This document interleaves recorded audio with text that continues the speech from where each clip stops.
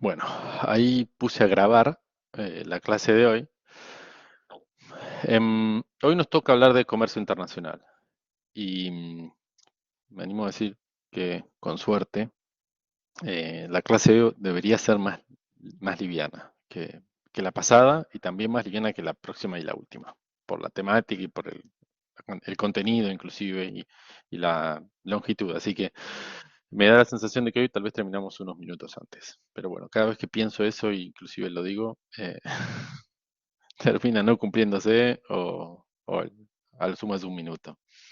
Pero bueno, vamos a empezar. Eh, Comercio internacional nos abre también un poco una nueva perspectiva de lo que veníamos hablando hasta ahora, por lo menos de la parte macroeconómica. Ahí, obviamente, hay datos, ¿no? Y acá uno de los tantos que podría haber en referencia al tema del comercio. Y también mencioné el tema de las exportaciones, las importaciones, ¿no? Y el rol que tiene eh, los precios internacionales, ¿no? Por ejemplo, entre otras cosas, en la determinación de los precios locales. Lo que no hablé mucho tiene que ver con, bueno, eh, qué es lo que está detrás del comercio internacional y también cuáles son las interacciones que existen a ese nivel que son relativamente distintas a lo que ocurre cuando miramos y pensamos, bueno, qué es lo que ocurre con un mercado en particular en Argentina, o inclusive, si se quiere ver, la macroeconomía completa de Argentina. Ya hablábamos del gasto público o de los gastos de consumo de las personas, ¿no? El tema de lo que tiene que ver con el comercio internacional, eh, en un principio, inclusive históricamente hablando, era un tema que los economistas clásicos inclusive tocaron, como voy a hacer mención en un par de slides adelante, pero que a nivel internacional no daba mucha relevancia, por lo menos más allá de algún que otro documento, algún paper y algún teórico de la ciencia económica que tocaba el tema. No se hablaba demasiado. Y eso tiene un poco que ver con el tema de la relevancia que tenía en su momento el comercio a la hora de entender eh, la evolución económica. Y por eso es que este cuadro, este gráfico, ¿no? Tiene o nos muestra eh, la relevancia que tiene el comercio, o por lo menos, si lo vemos en términos temporales, que ganó el comercio internacional a la hora de explicar la evolución de la economía internacional y mundial. Porque partiendo de la base de una serie temporal que arranca en los 60, no había muchos datos previos, por lo menos a nivel del comercio internacional, en su conjunto de todos los países. Acá lo que estamos viendo es desde el 60 hasta finales de la década pasada, cuánto pesó el comercio internacional dentro de lo que es el nivel de Producto Bruto, ¿no? Y el comercio internacional, para medirlo de esta forma, ¿no? Y para poder encontrar esa relación, eh, tiene que hacerse de una forma muy particular, porque si uno tratara de sumar las importaciones y las exportaciones de cada uno de los países del mundo, uno llegaría a que da cero el resultado, porque toda exportación de un país es importación de otro. Entonces, en el equilibrio, en la sumatoria total, el resultado es cero. Pero para medir el comercio, lo que hacemos es, todo suma con el mismo signo. Entonces, exportaciones e importaciones sumadas por cada país del mundo. Eso tiene, no lo llamaría el riesgo, ¿no? Pero tiene la particularidad de que uno estaría contando dos veces un montón de productos. Si uno lo mirara y se enfocara nada más en una foto de un instante, y hay que tener mucho cuidado con esa doble contabilidad, ¿no? Y diría, bueno, ¿cuánto me sirve este dato? Se puede discutir un poco eso. Lo que es indiscutible es cuando mirás ese dato a lo largo del tiempo y para todo el mundo, vos lo que estás viendo es cómo evolucionó ese componente de exportaciones e importaciones sobre el total de lo que se produce a nivel internacional. Y lo que esa serie nos permite ver para la historia moderna es que de estar apenas por encima del 25% del producto bruto, el comercio internacional pasó a explicar aproximadamente el 60% del PBI a nivel mundial. Todo eso en 60 años. O sea, el crecimiento del comercio internacional en estos años ha sido tremendamente importante, porque además es como porcentaje del producto. O sea, el producto ha crecido en este periodo de tiempo, pero el comercio internacional ha crecido muchísimo más porque ha ido ganando espacio con respecto a ese crecimiento del producto.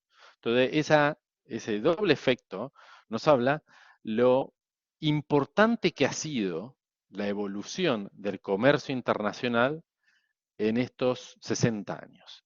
Y también nos permite deducir en forma análoga cómo gran parte de ese crecimiento económico que sabemos que ha experimentado el mundo, tal vez si nos quedamos solo con Argentina, alguno dirá, bueno, Argentina no ha crecido tanto, por ejemplo, los últimos 10 años, eso es correcto, pero desde 1960 hasta el momento, hasta el día de hoy, Argentina creció. La economía argentina es más grande que en 1960. Y si queremos, lo llevamos a otros países, ese crecimiento es exorbitante, si pensamos, no sé, en China, por ejemplo, en la India, o en Brasil o en Rusia, y así podríamos hablar de varios otros países. Entonces, la evolución del comercio internacional en estos 60 años ha sido destacable y por eso amerita que hablemos un poco más en detalle de qué es lo que está detrás de de ese comercio internacional y también un poco para entender por qué es que ocurre este crecimiento y cómo es que se da. Entonces, bueno, una de las aclaraciones que hay que hacer al principio, cuando hablamos de esto, es también definir, bueno, ¿por qué es que hablamos de comercio internacional y no hablamos simplemente de comercio? A fin de cuentas, las leyes económicas se aplican independientemente del tamaño, tal vez inciden o juegan de distinta manera, pero son las mismas normas y leyes que hacen funcionar al sistema económico. Y lo que está detrás de esta cuestión internacional tiene me animo a decir, casi exclusivo tinte político. Porque el concepto de comercio internacional existe porque existen distintas naciones, distintos países que son entidades políticas y que tienen fronteras. Y esas fronteras, en términos de comercio, lo podemos llamar tal vez aduanas, eh, significa que no todos los bienes se pueden comercializar de la misma forma. Esas fronteras también implican, por cómo el mundo funciona en la actualidad, que no toda persona, y se podría usar otra forma de denominarnos a nosotros en términos económicos, que es trabajador o mano de obra, no toda mano de obra se puede mover de un lugar a otro por una cuestión política, ¿no? Entonces, en, en un mundo, llevémoslo al extremo, únicamente guiado por las fuerzas del mercado, capitalista, anarcocapitalista, como algunos se refieren, debería existir, por definición, una perfecta y libre movilidad de todos los factores. Hay uno que no se podría mover, la tierra. Técnicamente, el campo no se puede ir de un lugar a otro. Eh, Podrías eliminar la totalidad de los estados-nación. Eso igual no quitaría que la pampa húmeda de Argentina esté y se quede localizada en la pampa húmeda. Tal vez no lo llamás Argentina, lo llamás de otra forma, pero va a estar ahí, no la puedes llevar a la tierra de otra forma. Pero las personas podrían migrar. Entonces, un trabajador en Argentina, sin fronteras, sin ninguna necesidad de hacer migraciones, podría irse a otro lugar. Entonces, eh, la movilidad debería existir en teoría. En la práctica eso no ocurre. La mano de obra no tiene libre movilidad. Eh, lo que sí tiene una facilidad para moverse tiene que ver más con el capital, ya sea físico, porque en realidad la mayoría de los países son bastante laxos en cuanto a poner restricciones a la incorporación de tecnología, maquinaria, lo que sea. La tecnología en sí misma se puede mover libremente. Uno puede intentar forzar a que eh, la gente tenga que pagar distintos lo que sea, derechos de uso de tecnología o de propiedad intelectual, pero eso no necesariamente aplica a todo el mundo. Entonces la tecnología puede moverse. Y el conocimiento, por definición, el conocimiento no lo puedes restringir por una frontera, ¿no? Entonces, existe el comercio internacional. Algunos factómicos se pueden mover independientemente de estas fronteras, pero algunos otros no lo pueden hacer. Entonces, sí o sí van a tener que atravesar esa barrera, como se usa la palabra. Entonces, yendo y para invertir un poco de tiempo en cómo surgen las ideas y también un poco para dar el contexto de por qué el mundo teórico habló del comercio internacional, pero no hizo grandes cosas hasta mediados del siglo pasado, tiene que ver con cómo se entendía las relaciones entre los distintos países por las cuales existía este concepto del comercio internacional. Ahí veo que Gustavo hace un comentario sobre eh, el- la oferta laboral internacional en cuanto al software y la programación.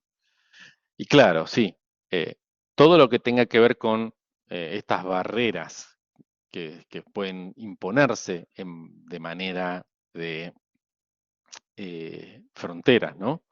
Eh, para la mano de obra van a poder ser saltadas a medida que haya desarrollos tecnológicos que permitan a las personas vender su trabajo en otros lugares sin la necesidad de físicamente estar en esos lugares, ¿no?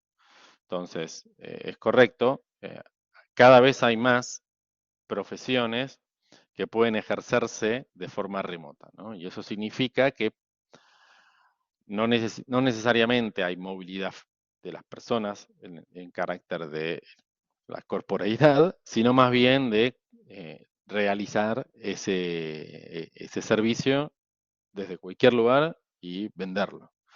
Em, y al día de hoy es probablemente uno de las de los mayores sucesos revolucionarios en términos de la localización y la movilización de la fuerza laboral.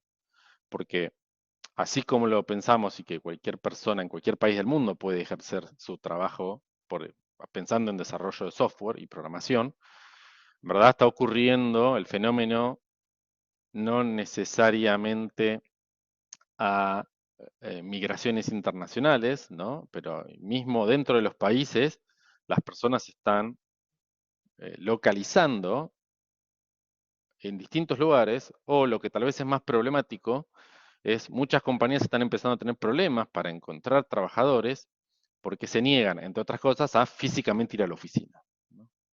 Eh, o porque ofrecen un trabajo que antes pensaban que tenían una fuerza laboral bastante cautiva, porque sabían que nada más podían trabajar en ese país o en esa área geográfica, en esa ciudad, y ahora pueden vender su trabajo en otras. Y no se reduce exclusivamente a lo que tiene que ver con programación de sistemas. Sí necesitan de que los sistemas y la programación le permitan hacer el trabajo de forma remota, pero hoy por hoy hasta hay cirujanos que operan de un país a otro, digamos, ¿no? Y uno hubiera pensado que hacer una cirugía, una operación, requiere físicamente que la persona operada y el que opera estén uno al lado del otro, y eso no es así.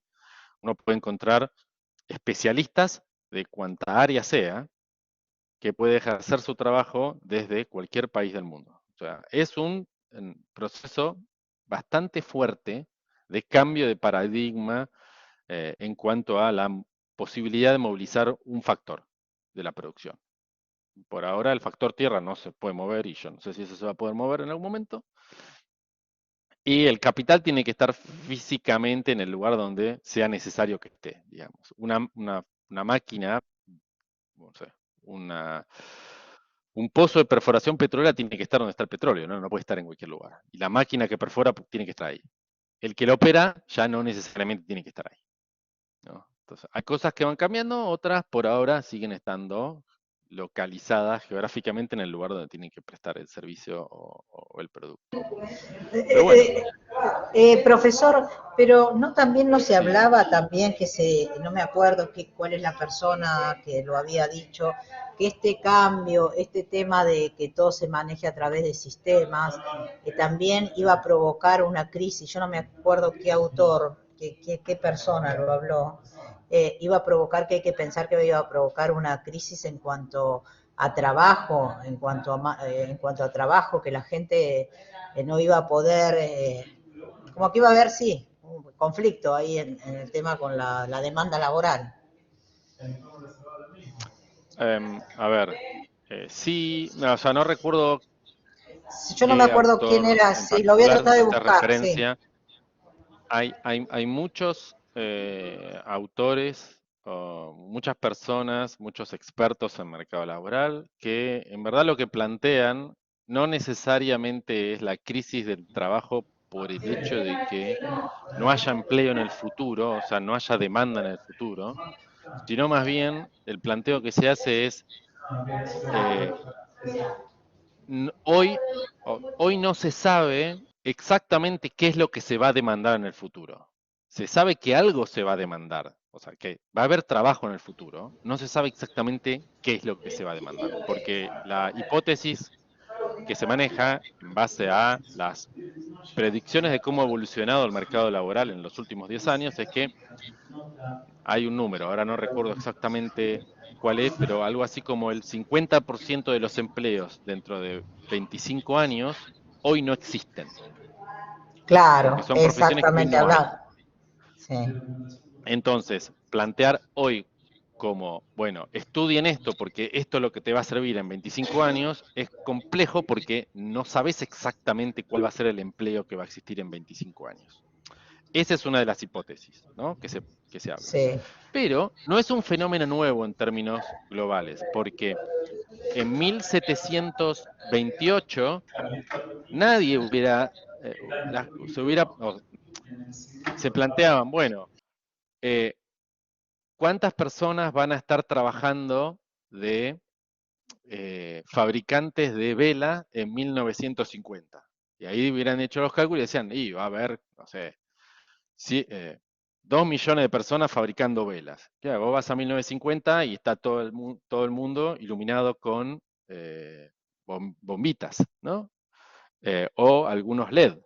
Entonces, y las velas son nada más cuando no hay luz o en lugares donde la electricidad todavía no se había desarrollado. Entonces, ¿cuántas personas en términos relativos trabajaban en esa industria en 1950? Y muy pocos.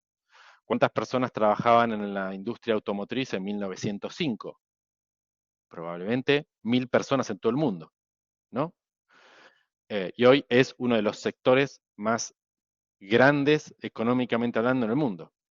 Entonces, ese fenómeno de estar parados en un momento y pensar los trabajos que va a haber en el futuro y decir no va a haber demanda de trabajo en el futuro, se contradice con nuestra experiencia. Entonces, plantear el riesgo del empleo en el futuro, a,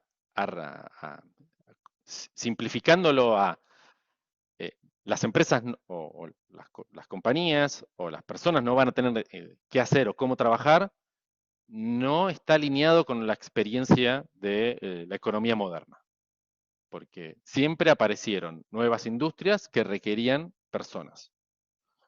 En el fondo es, hasta que no haya inteligencia artificial que iguale al nivel intelectual del ser humano, siempre va a haber algún trabajo.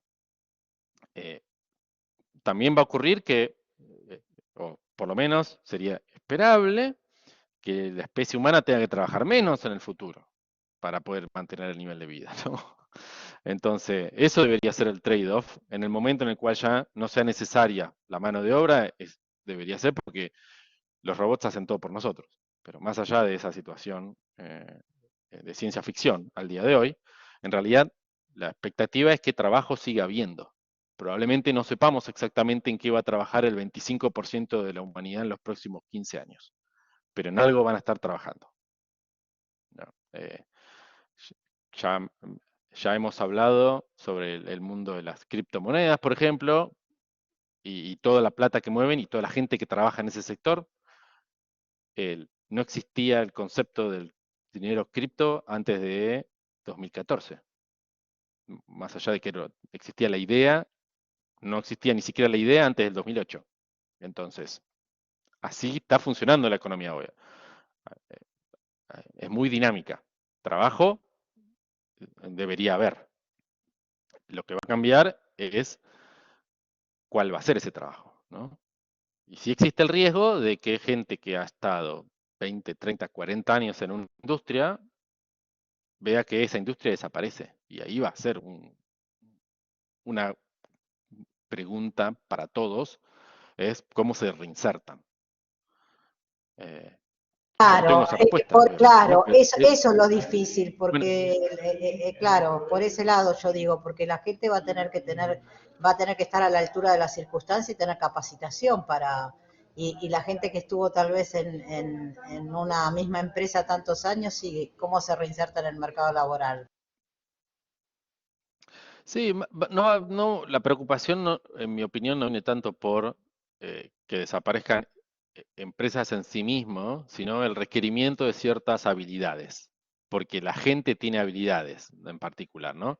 Y el mejor ejemplo que me viene a la cabeza a mí es algo que se avisora que va a cambiar en los próximos 10 años relacionado con el transporte, porque eventualmente las computadoras van a poder manejar y van a reemplazar a los conductores. Entonces, ¿qué pasa con los choferes que tienen 40, 50 años de choferes, de manejar camiones? Claro, ¿qué va a hacer Pero esa es gente? bueno, ¿Dónde va a bueno, ir? era responsabilidad de las sociedades el pensar cómo van a planificar la reinserción laboral de esas personas. Porque si te digo, el sistema económico va a plantear que se van a reinsertar donde sea y van a tener que aceptar los salarios de ese sector. O sea, conceptualmente a la economía no le importa, pero tiene una respuesta. Entonces, si uno quiere una respuesta eh, más sensata, más solidaria, más razonable, es, bueno, hoy, que todavía hay choferes, deberías ponerte a pensar, analizar qué habilidades tienen esas personas y cómo podrías reinsertarlas. ¿Qué entrenamiento necesitarían para ir a otros sectores? Y pero eso te va a pasar con cualquier sector económico. Y te ha pasado a lo largo de la historia de la especie humana. Eh, los herreros dejaron de ser necesarios en nuestra historia. Exactamente, la revolución Como industrial que lo veo cambió como que, radicalmente. claro, y que es muy, o sea, no hay inclusión, sino genera más exclusión, digamos, porque, No, no, no genera exclusión en sí. En realidad, lo que genera es la necesidad de pensar qué va a ocurrir con esas personas. claro, y Pero, preparar a esa gente, capacitarla, como eso no se hace, ¿no? Es un poco como que queda una masa de gente fuera de lo que es el sistema, fuera del bueno, sistema. pero es que en realidad hoy no estamos en el punto crítico donde se esté quedando grupos masivos afuera. Todavía no llegamos a ese lugar.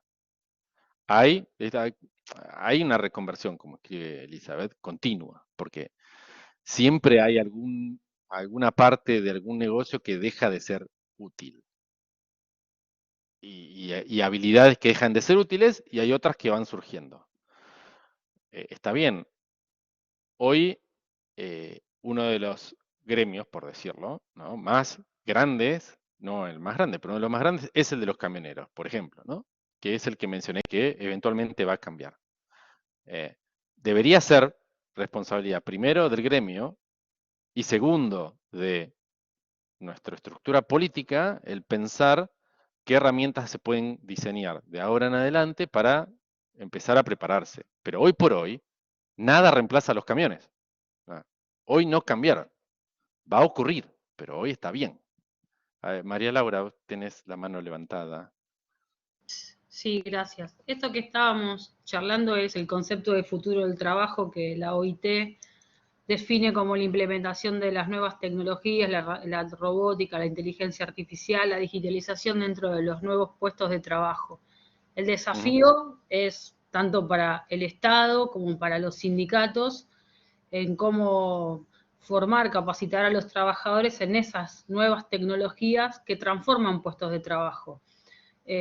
Yo no, de la misma manera que se sobrevivió a la revolución industrial, también se va a sobrevivir a la revolución tecnológica que estamos teniendo ahora. Ahora, lo que digo es, eh, capaz que nosotros, un país que sobre todo seguimos trabajando en lo que tiene que ver con el campo, tal vez hay que remodificar o pensar o rediseñar la matriz del país y ver hacia dónde va el mundo y qué profesionales formamos a través de las universidades, si vamos a seguir promoviendo tal vez las carreras más conocidas y las más cursadas, derecho, economía, medicina, odontología, a tal vez tener profesionales que estén vinculados más a lo que tiene que ver con la robótica, la inteligencia artificial y el diseño de plataformas, en donde lo que se va a generar es una transformación de no solo los puestos de trabajo, sino que este chofer que en vez de manejar tal vez un micro, un colectivo o un camión, sepa cómo manejar la plataforma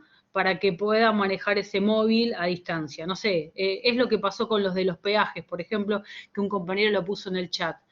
En algunos peajes dejaron de haber personas, lo hace la barrera, pero esos trabajadores fueron formados para poder manejar el software. Entonces no es que se quedaron sin empleo, se transformó el puesto de trabajo. Creo que el desafío está por ahí. Lo que pasa es que es un proceso y nada es inmediato. Claro, y el Estado tiene que estar de acuerdo a las circunstancias, o sea, tiene que ver qué políticas, de qué manera se va a implementar todo Y los plan sindicatos. trabajo.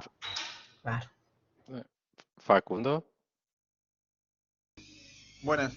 No, pensaba que me parece que hay un punto intermedio que es empezar a pensar en cómo transferir parte de la ganancia extra, por decirlo de alguna manera, o el valor agregado que genera la incorporación de tecnología,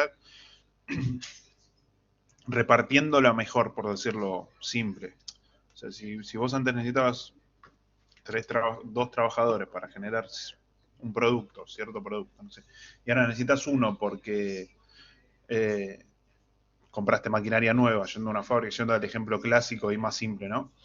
Bueno, quizás en vez de, si ese trabajador trabajaba 8 horas de lunes a sábado, bueno, que trabaje 6 de lunes a viernes y repartí un poco la ganancia. Me parece que lo que falta es ese paso intermedio que nunca se piensa, o sea, se piensa en, me parece a mí, en cómo se va a hacer cuando desaparezca, termine desapareciendo ese puesto de trabajo o se convierta totalmente.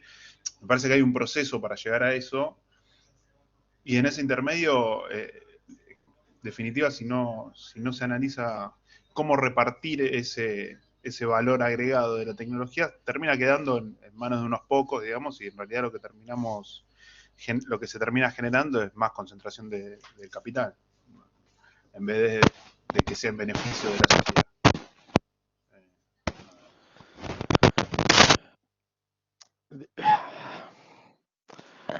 A ver, esa es una idea distinta, Sé que es por lo complicado, menos.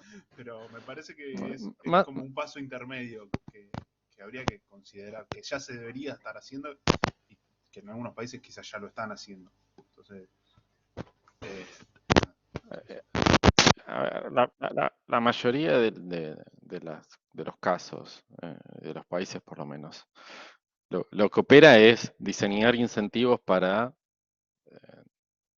generar acciones y cambios, ¿no? El sistema económico capitalista lo que genera es el incentivo para aumentar la rentabilidad.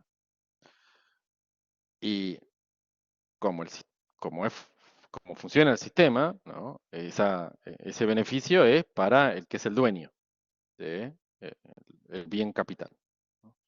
En este caso en teoría, es el que incorpora la tecnología. Si un empresario invierte y pone una máquina que le permite ahorrar, en vez de tener 3 trabajadores, tiene uno, lo que se permite en verdad es ahorrar en el salario. Lo que le va a pasar a esa persona es que para incorporar esa tecnología va a estar pagando más la tecnología, ya sea el bien de capital en sí mismo o el servicio de alguien administrándolo. Entonces vos ahí tenés no necesariamente es una transferencia 100%, porque eso es tal vez, eh, sería una situación bastante extrema, ¿no? Entonces, los bienes de capital valen más. Entonces, ahí empieza a incidir también cuál es el valor de los salarios que vos estás reemplazando. Porque en muchos casos, tal vez no hay un incentivo real a reemplazar a los trabajadores por tecnología, porque es más barato pagar esos salarios que traer máquinas. Entonces, eso puede ocurrir también. Entonces, ¿qué conviene a la estructura económica de un país? Al conjunto de la sociedad, probablemente le convenga que se incorpore la máquina. Y no por el hecho de dejar a 2 personas sin trabajo, sino porque si con la misma cantidad de gente vos podés producir el triple, vos estás siendo más productivo. Si nos quedamos en el mundo del comercio internacional, el comercio se produce porque hay ventajas de comerciar, ¿no? La falla de los clásicos, o la limitación, mejor dicho, de los clásicos, es que tenían un entendimiento muy simplificado de la economía. Entonces, el concepto de economía de escala, por ejemplo, no existía. Y lo que decían es, bueno, un país que tiene más trabajadores va a ser más mano de obra intensivo. Y un país que tenga menos trabajadores en términos relativos va a ser más capital intensivo. Pero ¿qué pasa? Argentina tiene 47 millones de habitantes y Estados Unidos tiene 350 millones de habitantes y Estados Unidos es capital intensivo. ¿Qué ocurre? No es linealmente una cuestión del que tiene más gente gana, ¿no? Entonces, ¿qué pasa? Estados Unidos es muchísimo más productivo. Entonces, a vos te conviene ser más productivo porque te da ventajas en la relación, porque si vos tenés más tecnología, no es nada más que un trabajador probablemente sea más productivo que 3 trabajadores en un país con menos tecnología. Lo otro que te va a pasar es que el producto probablemente sea mejor, de mejor calidad. Y no tiene que ver con que las personas trabajan mal. Pero en muchos aspectos, el trabajo repetitivo eh, demanda un esfuerzo, y si vos querés precisión, vos tenés que hacerlo más lento. Si vos querés producir muchas unidades con mucha precisión, cuanto más robotizado esté, es mejor porque tiene menos errores. Porque a fin de cuentas, vos programás un robot para que haga algo y el 100% de las veces va a hacer lo que está programado a hacer. El ser humano va a hacer su mejor esfuerzo, pero, y lo digo en términos de cómo funcionamos, ¿no? No hacemos exactamente el mismo movimiento físico, porque tenemos memoria muscular, pero cualquier cosa nos cambia algún parámetro y ya nos empuja un poquito.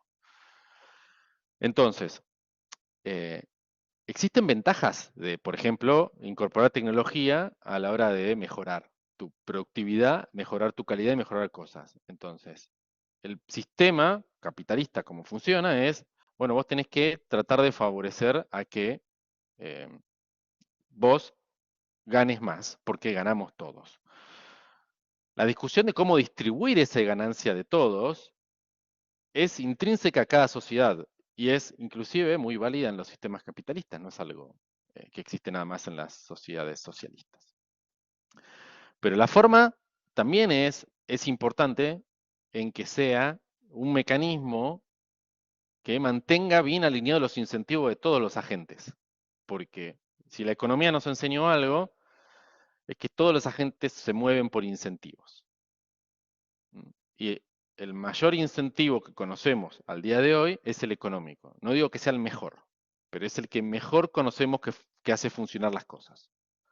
Entonces vos tenés que darle incentivos económicos a todos. Si vos no calibrás muy bien cómo vas a generar esa distribución, a vos lo que te puede pasar es que tu economía empieza a ser disfuncional porque todo bien, vos distribuís, tal vez mejor que otros, pero tenés un problema en cuanto a que tu capacidad productiva no está mejorando demasiado.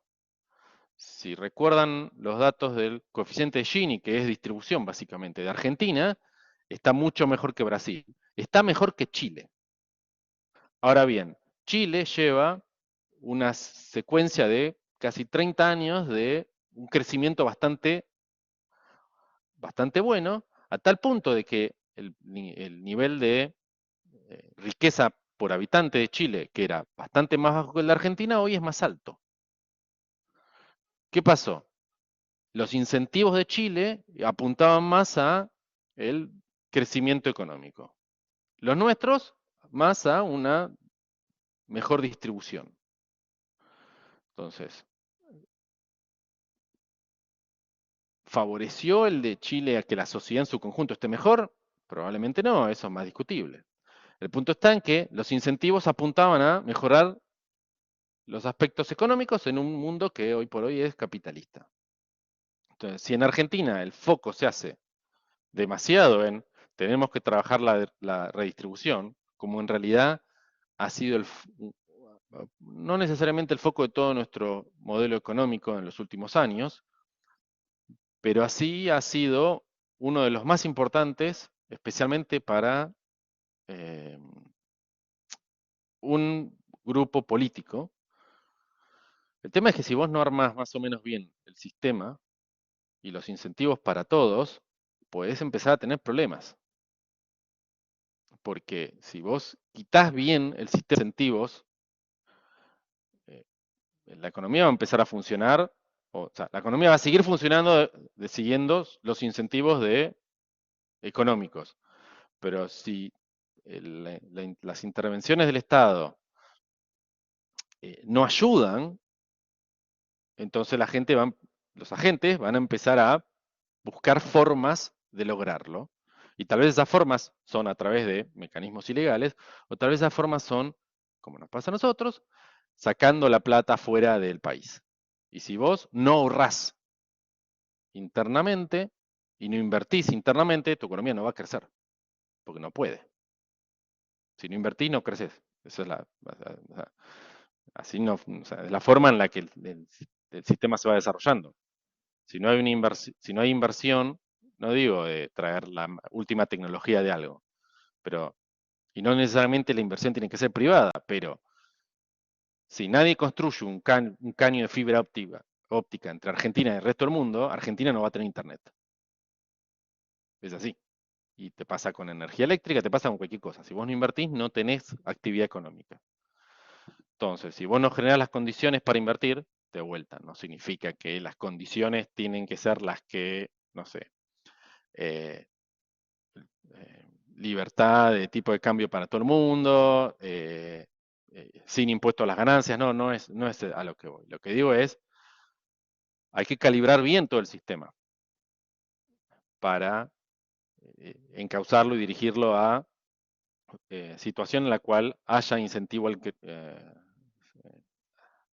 adecuados y que el sistema genere estas condiciones ideales, no solo para crecer, sino además para competir internacionalmente, que es que es el tema de la clase de hoy, digamos, ¿no? El comercio internacional es un mecanismo para que las economías crezcan. Pero en el pasado, muchas veces se pensaba, no, haces esta solo y ya y el comercio va a funcionar. Aumentás la cantidad de capital y el comercio va a florecer porque tu país va a funcionar mejor. Pero no, si los incentivos adentro del país es, eh, vos construís una represa hidroeléctrica y no tenés líneas de alta tensión que te lo lleven a donde está la fábrica, entonces la represa no te sirve para nada, ¿no? Entonces, hay inversión, pero la energía sigue siendo cara, entonces tus exportaciones siguen siendo caras. Entonces, ¿qué ventaja competitiva internacional obtuviste? Ninguna. Bueno, esas son las cosas. Eh, si vamos de vuelta o a otro ejemplo local, Yo no sé cuánto se ha invertido hasta ahora en Río Turbio, pero lejos está de ser algo razonable en términos de económicos para Argentina.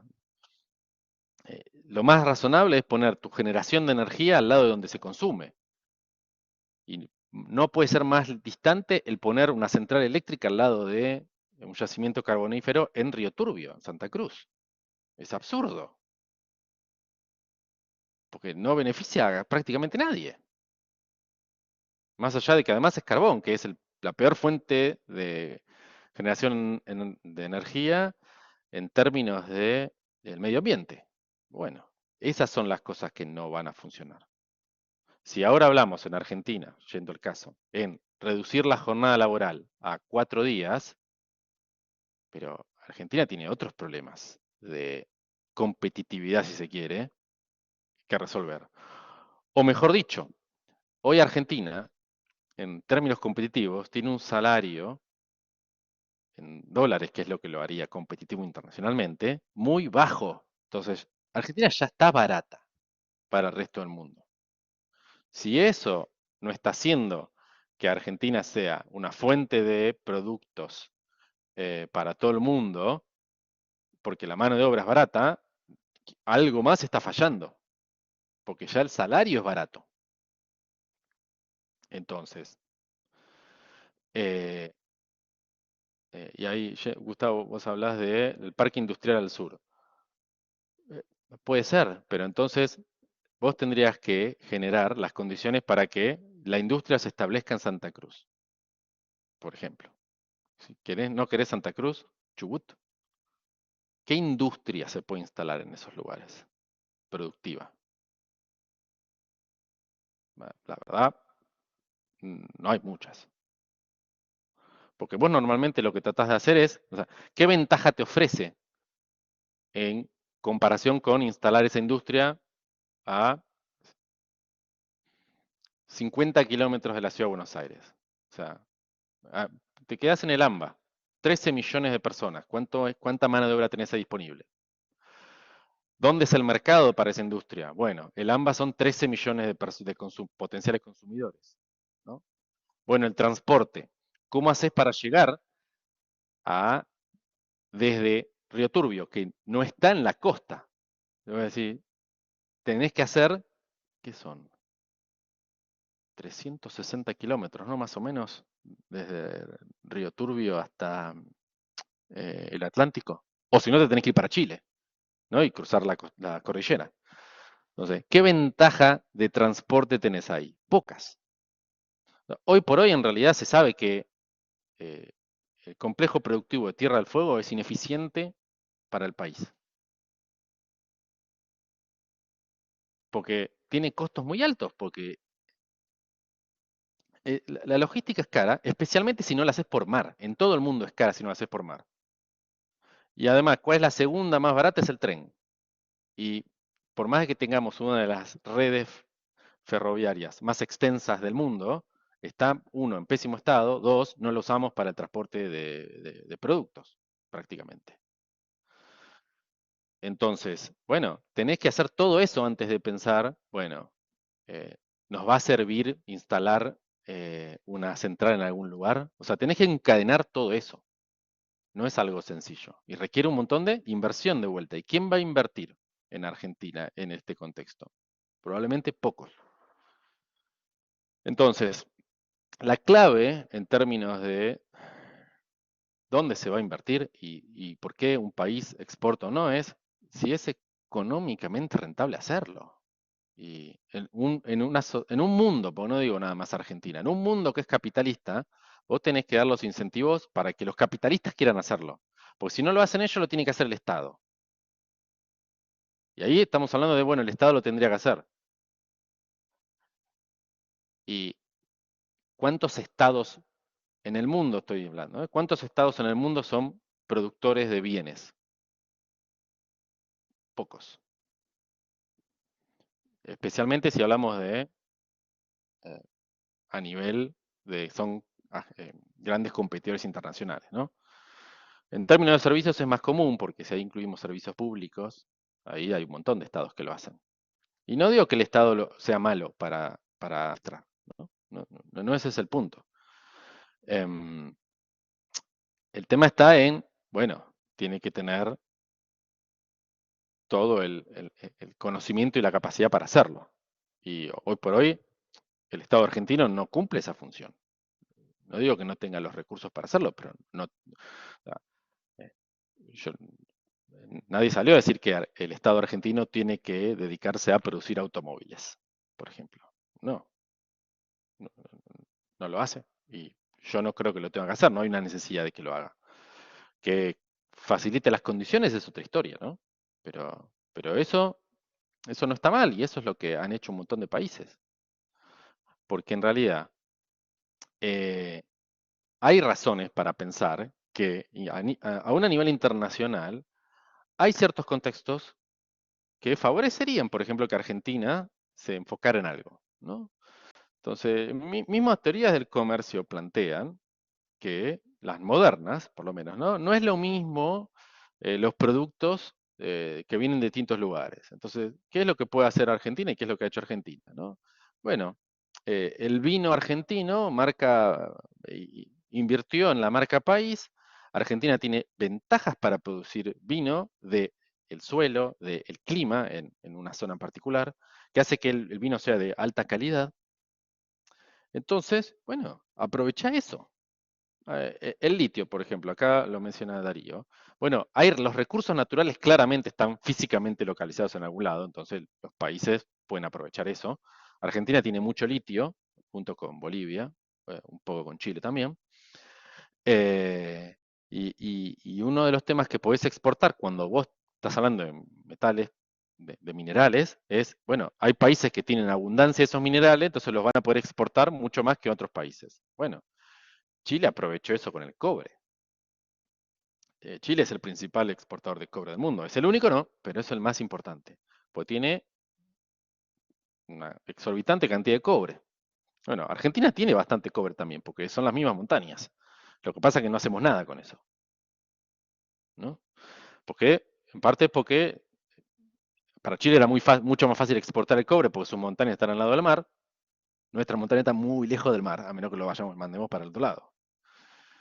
Pero también es porque no había probablemente incentivos para que las firmas se dedicaran a eso y el Estado nunca quiso hacerlo. Lo hizo con el petróleo, ¿no? Por eso Argentina tiene una petrolera. Lo intentó hacer y lo sigue intentando hacer con el carbón, pero el carbón económicamente hablando no tiene nada que ver con el litio, por ejemplo, en términos de valor actual y futuro. Pero bueno, se está hablando de incentivar la extracción del litio. Pero otra cosa que vos después puedes hacer es agarrar ese producto que vos tenés y agregarle valor localmente. Entonces vas a poder primero vender algo más caro, pero además cuando haces el proceso de agregar valor, vas a usar mano de obra que te agrega valor, por ende esa mano de obra cobra mejores salarios que la mano de obra no calificada o que te agrega menos valor. Entonces, ganás por dos lados de esa forma. Vos además lo que sabés es que en procesos industriales existen lo que se llaman economías de escala. Entonces, si vos tenés mucho litio y podrías ahora, poner una planta que construyera baterías, ¿no? De litio muy grande, porque además aprovechás que el transporte del litio te va a resultar barato, entonces vos podrías producir un montón de baterías de litio y a ganar la escala, y después por eso lo podés vender al mundo, porque a fin de cuentas, ¿cuántas baterías de litio vamos a necesitar nosotros en comparación con las que va a necesitar el mundo? No hay relación, mucho más el mundo. Em, y otra cosa de que existe, que explica el comercio, pero que además Argentina no aprovecha muy bien por la forma en la que nos estamos integrando al mundo, tiene que ver con las distintas estrategias que se hacen de las propias multinacionales para integrarse. Integración vertical e integración horizontal. Está bien, Argentina en la integración entre automotrices hace lo que hace la mayoría de los países, que es básicamente, bueno, viene acá Toyota, se instala y fabrica la Hilux, y Brasil, Toyota tiene otra planta en Brasil que hace los Corolla, Y Argentina le vende a Brasil los Corolla, perdón, las Hilux, y Brasil le vende a Argentina los Corolla. Entonces, ¿qué pasa? Pones una planta más grande en Argentina para aprovechar más la escala de producción, para hacer, no sé, 250.000 Hilux, es más barato hacer 250.000 Hilux en un lugar que hacer 50.000 Hilux y 50.000 Corolla, porque en el medio vos tenés que cambiar las máquinas, cambiar los repuestos que vienen, porque los productos son distintos, ¿no? O la integración vertical, que hace muchas empresas de electrónica. Nosotros tenemos nuestro principal punto de integración vertical, es Ushuaia, porque traen los componentes distintos de los celulares que se hacen en distintos países y, por ejemplo, se ensamblan en Tierra del Fuego. Pero nosotros no estamos dedicándonos mucho a integrar del todo nuestra economía con la del resto del mundo, porque si no, no tendríamos restricciones a importar cosas. Porque vos para integrarte horizontal y verticalmente con el resto del mundo, vos tenés que exportar, pero al mismo tiempo permitir que entren importaciones. Así es el juego, van para los dos lados. Si Argentina pone barreras a la importación de productos, bueno, entonces tu integración con el resto del mundo va a ser más limitada. Y si miramos la relación de exportaciones e importaciones, ¿no? A veces lo llaman índice de apertura comercial, ¿no? Que es el ratio de el comercio sobre el Producto Bruto. Vemos que Argentina está tercera en esta lista, empezando de la izquierda, ¿no? Que la mayoría de estos países son economías en vías de desarrollo o desarrolladas grandes, ¿no? Pero vemos que Argentina está un poco por arriba de Brasil, que Brasil está en 30, Argentina un poco más del 31% del PBI, y después avanzamos a la derecha y vemos, no sé, la India en el 40, Australia 45, vamos a Europa 60%, Corea más del 70% de comercio internacional explicando al producto. Entonces, mismo si nos quedamos en esta lista de países, sacando a Estados Unidos, que es el primero, a medida que te vas moviendo a la derecha, más desarrollada está esa economía. Entonces, obviamente que podría elegir algún país en vías de desarrollo o directamente subdesarrollado, donde el exportaciones e importaciones sea más del 100%.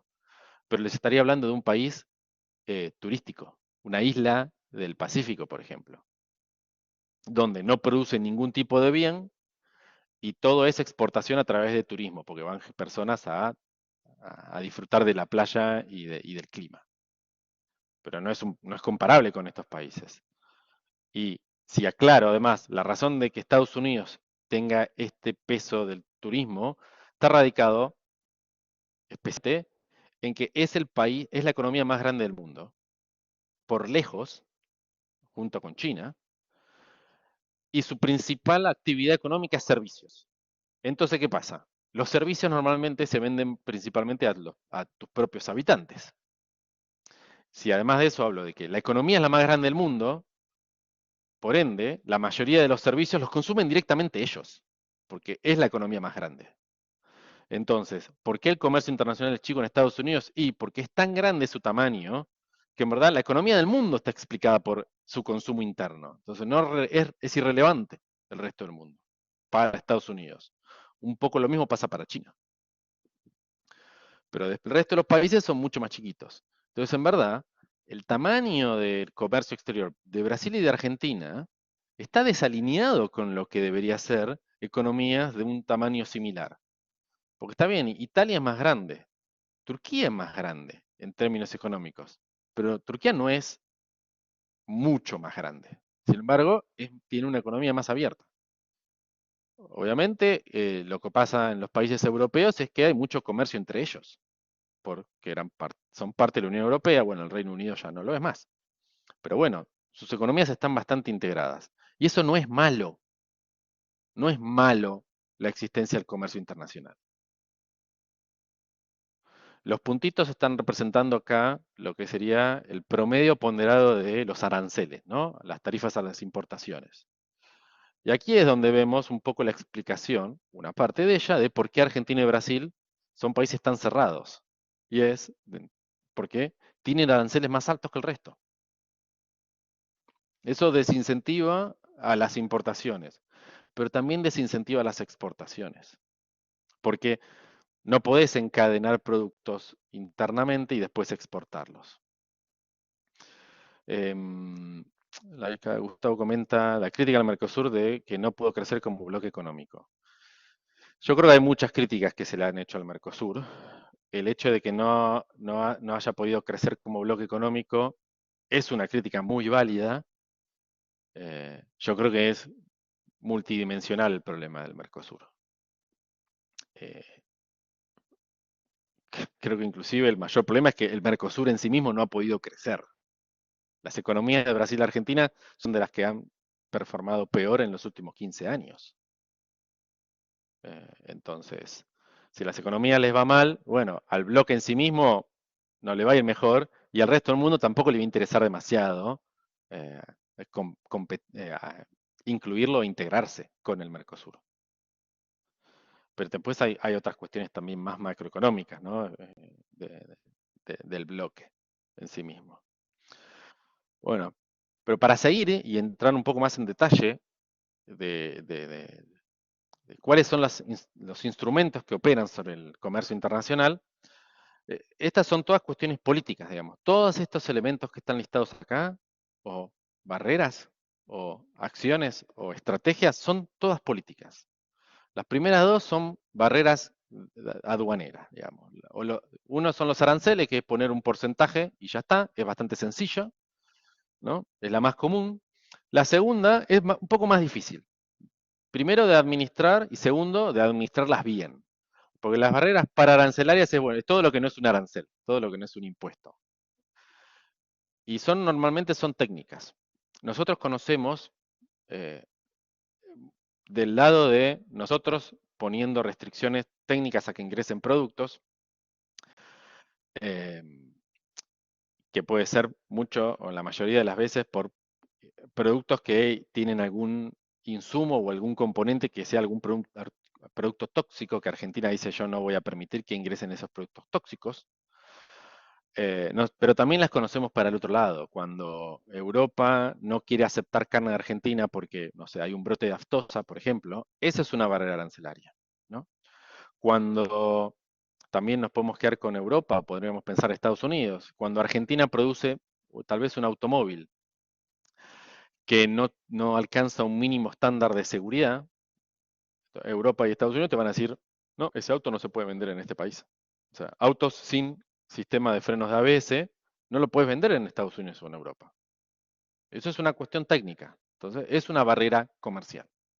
Las barreras técnicas normalmente eh, cumplen esa función más de proteger a la población, digamos, ¿no? Del producto. Las cuotas es una forma de limitar la importación. Es inclusive uno de los peores sistemas que puede haber, porque las cuotas, que es poner una cantidad física determinada de productos que vos podés importar, eh, es- depende muy bien de cómo sea que vos determinaste ese número, ¿no? Entonces, si vos no querés afectar realmente el comercio internacional y pones una cuota determinada, mirá, en el momento en el que vos decís, bueno, por ejemplo, la cuota Hilton, ¿no? Que Argentina exportaba carne a Europa. Bueno, en el momento en el que tenés la vaca loca en Inglaterra y más carne argentina no va a poder entrar, entonces de repente te quedaste sin carne en Inglaterra y en varios países de Europa. Porque la cuota dice son 40.000 toneladas de carne y nada más. Entonces, entraron esas 40.000, listo, no pueden ingresar más. Porque además no vas a cambiar los números de esas cuotas todo el tiempo para arriba y para abajo, porque la verdad vas a perder mucha credibilidad sobre el por qué impusiste esa cuota y especialmente vas a tener problemas para justificarla ante los organismos internacionales que regulan el comercio. El tipo de cambio es un instrumento comercial, es bastante malo también, porque eh, solo puede usarse en la medida que el resto del mundo no lo use, ¿no? Porque en el instante en el que los demás países dicen, voy a empezar a devaluar para ser más competitivo internacionalmente, tu instrumento deja de tener sentido. Eso por un lado. Y por el otro, el tipo de cambio, como hablamos la clase pasada, también se traduce en inflación, ¿no? En procesos inflacionarios y en procesos de cambios de patrones de consumo interno. Entonces, eso tiene un efecto en el corto plazo y otro en el largo. A medida que vos quieras usar siempre el tipo de cambio como un instrumento de política comercial, el efecto va a ir erosionándose continuamente. Los subsidios son una herramienta mucho más agradable, si se quiere, es más eficiente que las que mencioné hasta el momento, pero tiene dos problemas. Primero, que hay más monitoreo sobre estrategias de subsidio a nivel internacional y puede haber más demandas contra países porque subsidian, porque hay más, eh, digamos que históricamente aranceles existieron casi que desde siempre, subsidios no. Entonces, cuando se empezó a regular el comercio internacional, se hizo desde un punto de vista de ya en aranceles, o sea, los aceptamos, porque todo el mundo los tiene.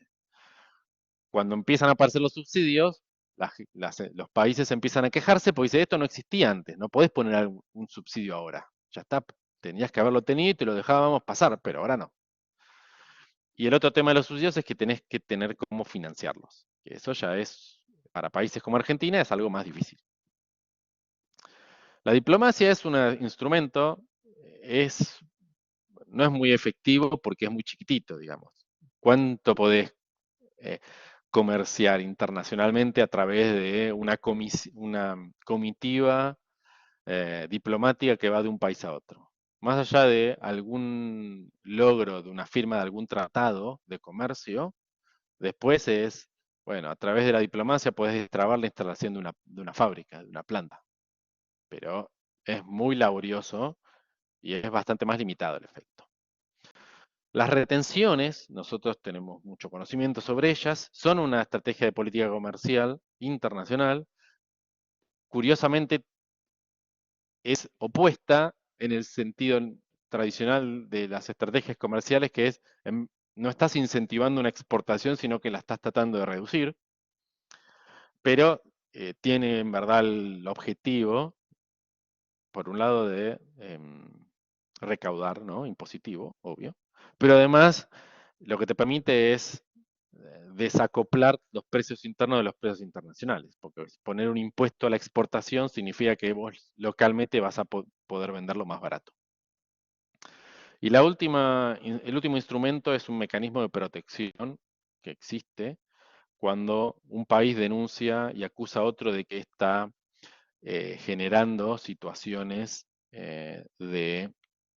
que están dañando el comercio o una industria en particular. Entonces, un país puede denunciar a otro y decir, no, esta estrategia económica de, por ejemplo, me está haciendo dumping, China está haciendo dumping de zapatillas, entonces quiero proteger la industria local de zapatillas e impongo una salvaguardia que básicamente es una restricción en la importación de zapatillas desde China.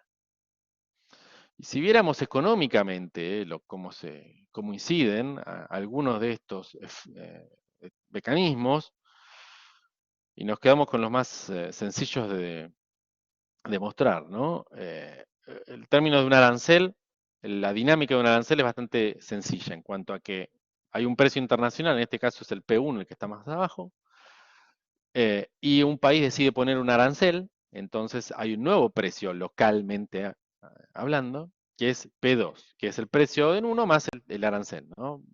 Por ejemplo, tal vez un 10% de impuestos sobre las computadoras, ¿no? Entonces, cuando pega ese 10%, de repente los precios de esos electrónicos sube de P1 a P2. Entonces, ese nuevo nivel de precios va a permitir que empresas argentinas puedan vender productos un 10% más caro de lo que podía vender antes. Y la idea no es que las mismas empresas que antes vendían un producto a 100 pesos lo vendan ahora a 110, sino que la idea del arancel es que permita a empresas que iban a pérdida vendiendo a 101, 102 o 103, ahora puedan vender a alguna ganancia. O sea, La idea es que haya más producción local de un producto, porque van a poder producirlo, porque ahora el precio es más alto, entonces pueden competir. El lado negativo de este arancel es que ahora va a haber menos consumidores que pueden comprarlo, porque tal vez había 700 personas que podían comprar ese electrónico a 100 pesos, a 110, bueno, va a haber 550, por decir un número, ¿no?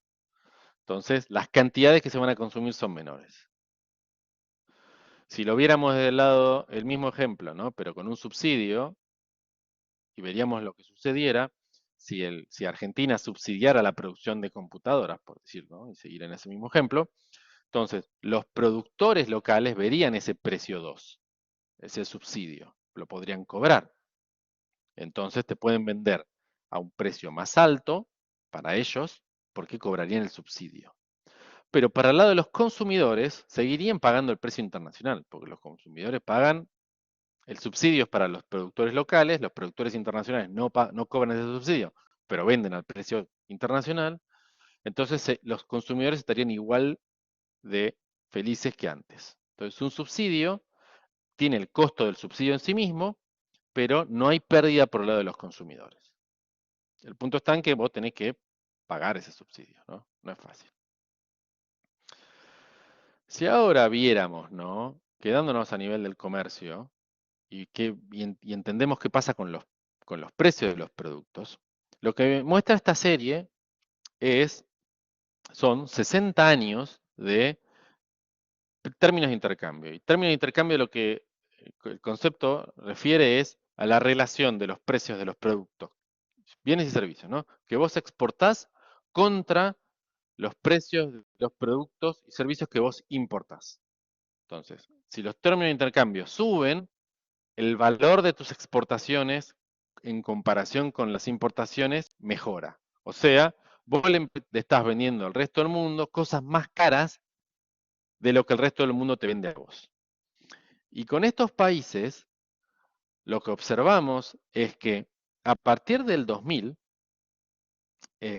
los productos que exportaban eh, Australia, que es la línea naranja, o Argentina, por ejemplo, que es la línea azul fuerte, han ido subiendo contra el año 2000. Entonces, si el año 2000 era 100, Argentina en la mayor parte de la década pasada, por ejemplo, tuvo términos de intercambio de 150. Entonces, las exportaciones argentinas eran más caras. A Australia le fue mejor. Llegó un momento en el que las exportaciones de Australia valían el doble de las importaciones comparado con el año 2000. Y si vemos acá, Arabia Saudita le pasó algo parecido. Bueno, el periodo de boom de las commodities, como se llamó el siglo XXI, nos explica eso. Los países que exportaban commodities, en verdad vieron que los precios de sus exportaciones subieron en comparación con las importaciones.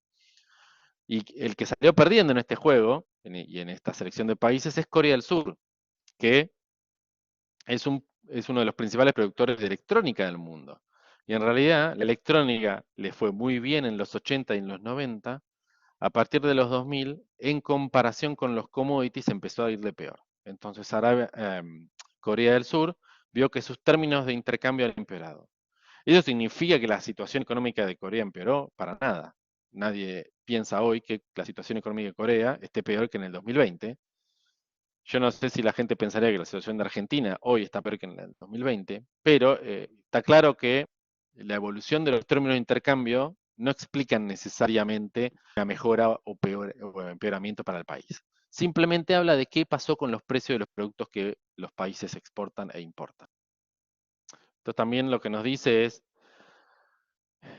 no hay, es aún más difícil explicar por qué es que Argentina ha estado tan mal estos últimos 10 años, digamos, ¿no? Porque inclusive lo que exporta, en comparación con lo que exporta, no ha perdido valor, al contrario. Entonces, hace aún más dificultoso entender, ¿no? Qué es lo que nos ha ocurrido. Y para ir cerrando lo que tiene que ver con el comercio internacional, les voy a hablar de estas instituciones, estos organismos. Hoy por hoy, el ente que regula y administra y monitorea qué es lo que va ocurriendo es la Organización Mundial de Comercio, ¿no? Y la Organización Mundial de Comercio se fundó a mediados del 2000, de los 90. Y lo que hizo fue tomar y heredar, ¿no?, lo que fue a mediados de la década del 50, las firmas de ciertos convenios comerciales, que fue el puntapié de este intento internacional de mejorar las condiciones del comercio.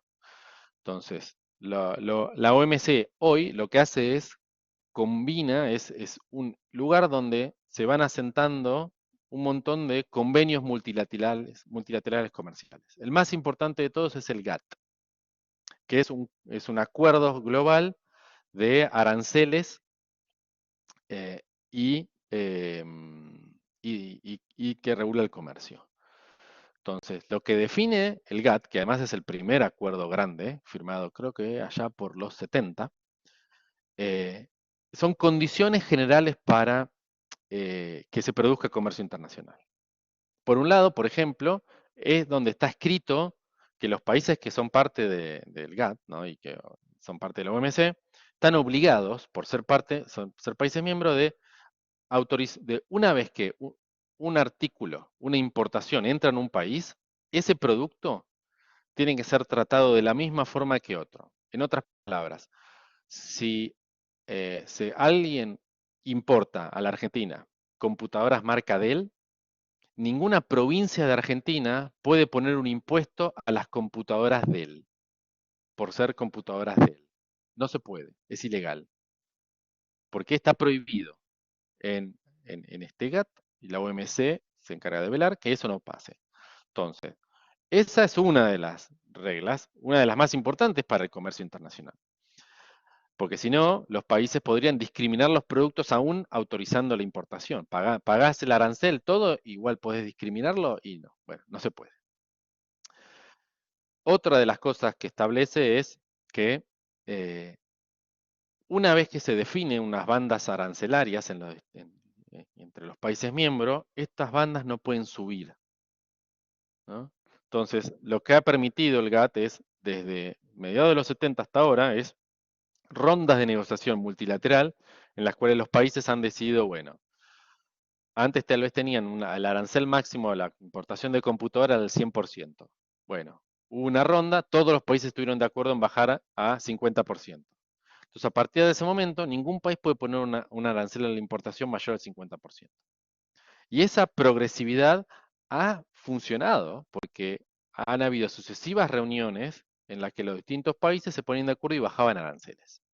Y eso, a la larga, ayuda a mejorar el comercio internacional. Hoy por hoy, en la actualidad, es una estrategia ya muy poco efectiva porque la mayoría de los países del mundo tienen aranceles prácticamente cero. Entonces, la verdad, ya bajar aranceles no gana demasiado. Pero a donde ha pivoteado la OMC es a avanzar sobre otras dimensiones. Una de las cuales fue, por ejemplo, un acuerdo general de comercio de servicios. Porque claro, a mediados de los 70, cuando se firmó el primer acuerdo del GATT, servicios, nadie pensaba que se iban a comercializar internacionalmente, entonces no había muchas referencias. Entonces, ahora también está el GATS, que cubre la parte de servicios. Adentro de la OMC también está el TRIPS, que cubre estándares de propiedad intelectual y patentes. Ese ya es el área donde la OMC está más trabada. ¿Por qué? Porque hay un montón de países que quieren imponer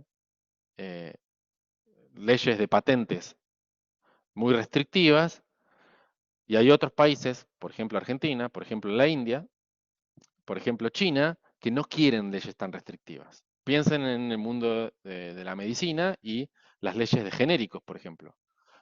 Como no existe todavía un acuerdo internacional sobre cómo deberían cobrarse patentes medicinales, por ejemplo, Argentina puede tener genérico de cualquier producto medicinal. Si hubiera otro tipo de regulación internacional, eso tal vez no ocurriría. Y el último elemento importante a destacar de la OMC es, les dije recién que un país puede denunciar a otro, por ejemplo, porque me está haciendo dumping, ¿no? Bueno, esas denuncias se hacen ante la OMC, pero nada más la pueden hacer países. No hay compañías miembros de la OMC, son países miembros de la OMC.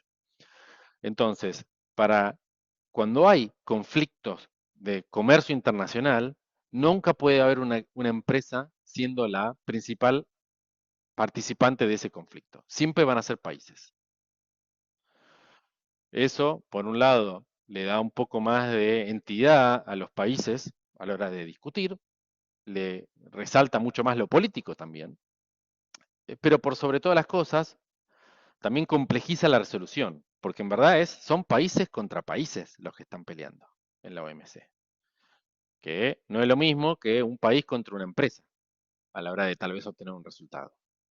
Entonces, existe un mecanismo por el cual los países van y hacen denuncias. Argentina, por ejemplo, ha recibido la denuncia de incumplir una norma establecida en el GATT de el permiso para importar y exportar productos que están autorizados. A Argentina la acusaron que cuando impuso las declaraciones juradas anticipadas, las famosas de Haye, la OMC no impide que exista ese sistema, pero lo que la OMC dice es que tiene el máximo plazo para tener una resolución sobre esas declaraciones son 180 días.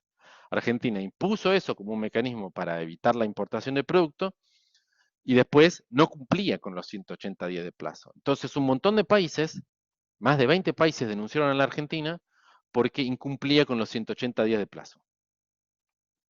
Entonces le hicieron una demanda a la Argentina. Estados Unidos le hizo una demanda a la Argentina, más recientemente, acusándola de hacer dumping con los biocombustibles, porque decía que como Argentina tenía retención a las exportaciones de azúcar, los productores y a la soja, los productores de biocombustible en base de azúcar o en base de soja, pagaban un precio menor, entonces el costo de producción era un costo de dumping, porque el costo de producción de Argentina era más barato, o el precio de venta de Argentina, producto de ese costo artificialmente más bajo, era más bajo que el costo de producción de Estados Unidos. Entonces denunció a la Argentina al OMC por dumping. Después la OMC se tiene que expedir. Igual, les cité 2 ejemplos de denuncias contra Argentina. El país que más denuncias tiene en la OMC por no cumplir con las normas internacionales de comercio es Estados Unidos. Paradójicamente, si se quiere, ¿no? El segundo es Rusia y la Unión Soviética. Todo es un poco curioso, ¿no?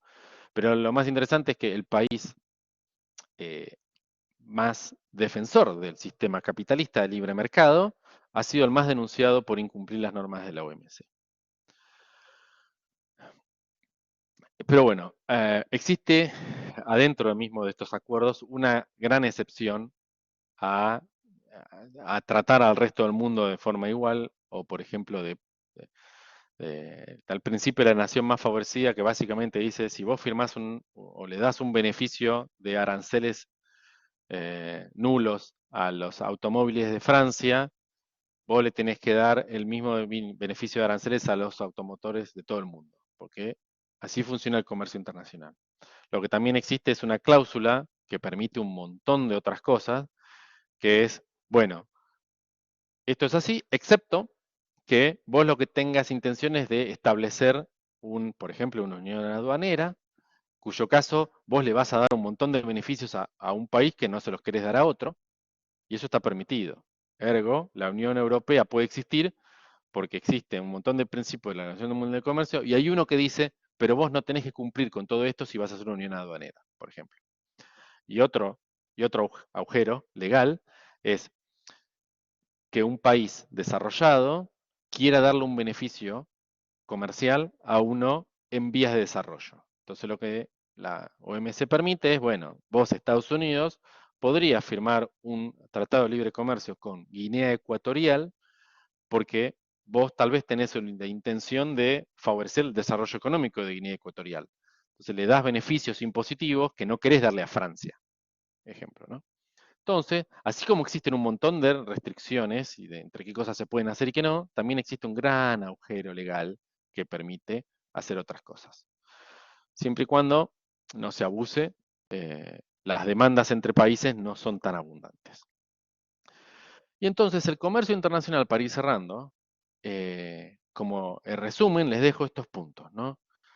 Por un lado, te permite importar productos que no existirían y servicios que tal vez no existirían localmente, ya sean productos finales como insumos. Al mismo tiempo, el comercio internacional te permite importar precios por este mecanismo del precio internacional, ¿no? Si eh, los televisores de pantalla plana cuestan, no sé, $500, si tu industria es muy ineficiente, pero vos podés importar pantallas planas, bueno, el precio va a ser $500 también, localmente. Tal vez a un producto local le cuesta $600 hacer, pero vos lo importás a 500, pues ese producto local tal vez deja de existir. Pero estás importando el precio de afuera. Genera redistribución de la riqueza. A fin de cuentas, vos, salvando el ejemplo de que mencionaron de los trabajadores de software que pueden estar en Argentina y vendiendo su servicio al resto del mundo, vos lo que si no haces es comprás, por ejemplo, zapatillas hechas en Tailandia, bueno, vos estás importando trabajo tailandés. Entonces vos le estás pagando a trabajadores en Tailandia. Y normalmente vos le pagas a trabajadores en Tailandia porque probablemente el salario sea menor en Tailandia de lo que es en Argentina, pero al mismo tiempo vos estás generando mucha demanda de trabajo en Tailandia. Entonces vos estás transfiriendo recursos locales de argentinos a Tailandia. O sea, hay argentinos que están pagando sueldos en Tailandia cuando compran una zapatilla hecha en Tailandia.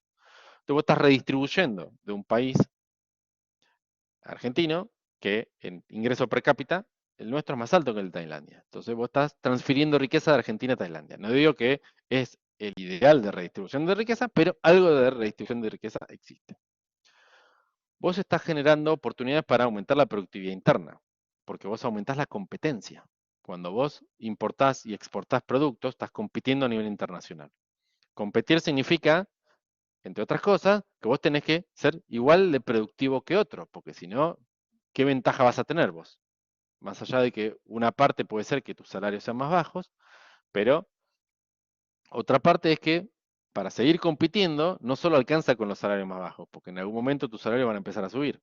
O van a encontrar otro país con salarios más bajos y se van a ir a ese lado. Entonces hay una continua puja y presión para que vos mantengas una productividad más alta. Y finalmente también lo que significa el comercio internacional es la oportunidad de expandir mercados para tus propios productos.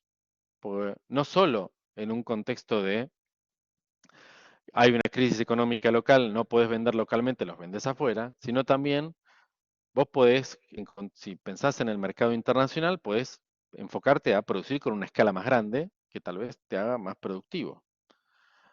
Al mismo tiempo, tal vez te permite vender productos más caros, porque vos tal vez producís bienes de una calidad intermedia en mercado local, pero vos podrías producir de una calidad más alta, pero localmente no podrías vender muchos de esos productos, pero tal vez lo puedes vender afuera.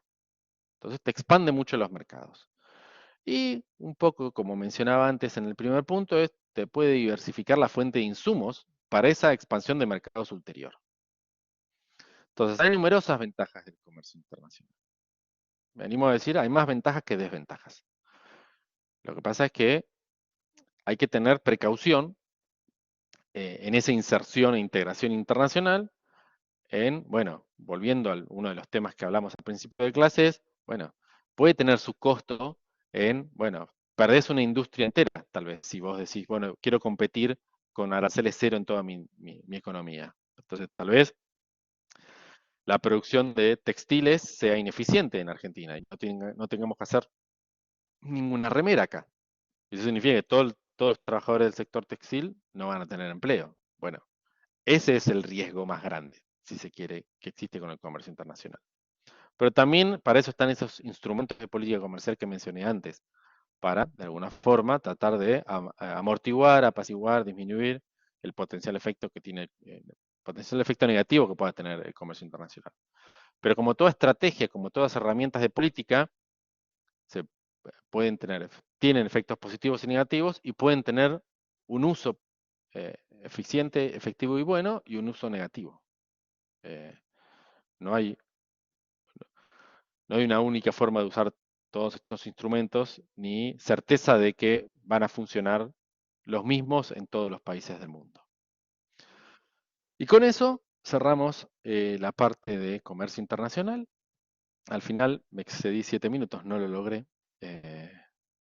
Parece que este año no me va a salir porque la próxima clase es larga. Así que bueno, con esto doy por terminado.